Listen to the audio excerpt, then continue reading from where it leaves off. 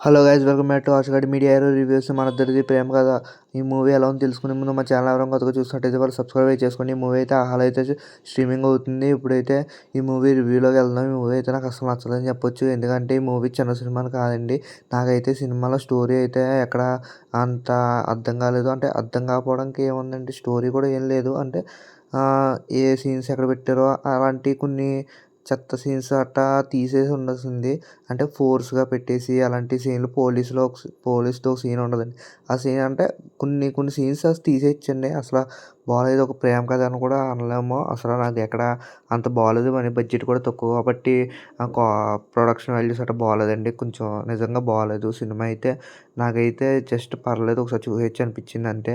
నేను దీనికి ఇచ్చే రేటింగ్ వచ్చేసి 1.5 మాత్రమే. ఎందుకంటే అసలు నాకు నచ్చలేదు కాబట్టి.